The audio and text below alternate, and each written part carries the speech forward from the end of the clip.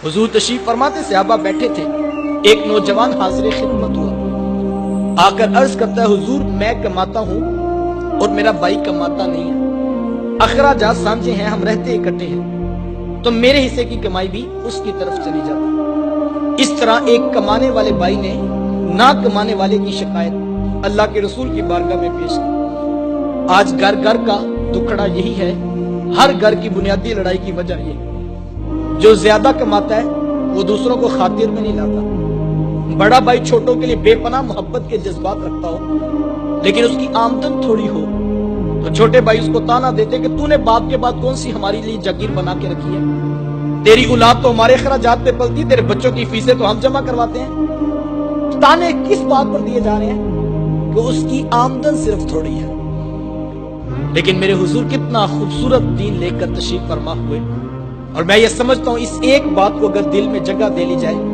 तो छोटी छोटी बातों पर यूं घर टूटने की तरफ कभी भी ना आए। अर्ज की, हुजूर मैं कमाता हूं, मेरा भाई कमाता नहीं है, रहते इकट्ठे हैं, अखराजात सांझे हैं, तो मेरे हिस्से की कमाई भी उसकी तरफ चली जाती है। मेरे हुजूर बेसाख्ता इरशाद फरमाया, हुजूर फरमाया, हो सकता है अल्लाह तुझे रिज़्क तेरे उस भाई की वजह से दे रहा हो जो कमाता नहीं है। ये कितनी बड़ी बात है। ये तो करम हो गया कि तेरा हाथ देने वाला बना दिया, लेने वाला नहीं बनाया। अगर तेरा हाथ लेने वाला बना देते तो तू क्या कर सकता था? तू भी तो उसी माँ की आगोश से पला, तू भी तो उसी बाप की औलाद है। तेरी रगों में कोई अलग से खून तो नहीं दौड़ता, तेरे दिमाग में कोई अलग से सोते तो नहीं फूटते। तुझे अपनी डिग्रियों पे नाज है, तेरे से बड़ी बड़ी डिग्रियों वाले लोगों के आगे खाक छानते फिरते हैं। सारी बरादरी पूरा खानदान नीचे रह गया, चचा ताए नीचे रह गए, 30-30 साल से कारोबार करने वाले। तेरा सितारा ओजे सुरैया की बुलंदियों को छूने लगा। तुझे इसलिए ऊंचा तो नहीं किया था कि तू एमपीए एमएनए के यहां ईद के गिफ्ट बेचता फिरे, तू जो है वो कॉलोनी वालों के साथ रिश्तेदारियां जोड़ता फिरे, तू वजीर मशीर से वजीर आजम तक रसाइयां हासिल करता फिरे। तुझे ऊंचा इसलिए किया था तू पलट के फिर नीचे देखता, और जो नीचे रह गए थे उनको खड़ा करने का मिजाज पैदा करता। वो किसी दानिश्वर ने किसी करोड़पति से पूछा था कि जनाब आप करोड़पति कैसे बन गए?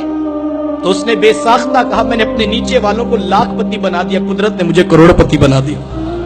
जो नीचे मोहब्बतें बांटता है अल्लाह उसको ऊपर से रिज़्क की फरावानी अता करता है। हम समझते हैं कि अमीर के साथ ताल्लुक बनेगा तो फिर हम ऊपर जाएंगे।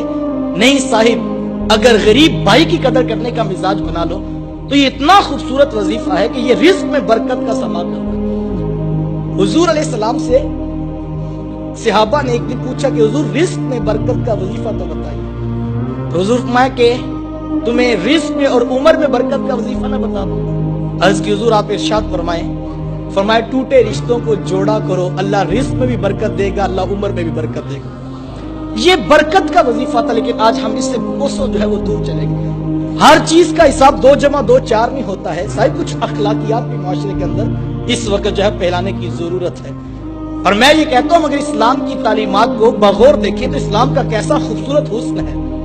ये रिवायत आपने उलमा से सुनी है कि जो शख्स 40 कदम किसी मैयत को कंधा दे, किसी जनाजे के साथ चले, तो कंधे के जुदा होने से पहले पहले उसके सगीरा गुनाहों को बख्श दिया जाता है। यार किसके गुनाह बख्शे जा रहे हैं? जो एक मुर्दा के साथ, जिंदा के साथ ही मुर्दा का सहारा बन के खड़ा हो।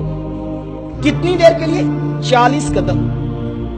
कितना टाइम लग जाएगा? 10 मिनट लग जाएंगे। यार जो 10 मिनट किसी मुर्दा का सहारा बने, इस्लाम उसके गुनाह माफ कर देता है। जो सच्चे भाई जिंदा का सहारा बन के खड़ा होता है, इस्लाम उसको क्या कुछ नहीं अता करेगा। लेकिन हम बड़े अजीब, मुझे हाजी साहब कह रहे थे कि, और दोस्त बता रहा था कि हाजी साहब ने ऐलान किया कि बरादरी में जितने भी कुल चेलम या फोतगियां होंगी उनकी रोटी हाजी साहब की तरफ से होगी। मैंने कहा बहुत अच्छी बात है, मैं किसी की नीयत पे फतवा नहीं देता, लेकिन हाजी साहब को कहना कि मरने के बाद रोटी का क्यों ठेका माला है, काश के जिंदों की कदर करने का मिजाज पैदा करें। हम बड़े अजीब लोग हैं, हम कब्रों में रो लेते हैं, लेकिन हम जिंदा लोगों की कदर करने का मिजाज नहीं रखते हैं। जिंदा लोगों की कदर करें। इस वीडियो को शेयर जरूर करें, हो सकता है आपके एक शेयर से ये बात किसी के दिल में उतर जाए।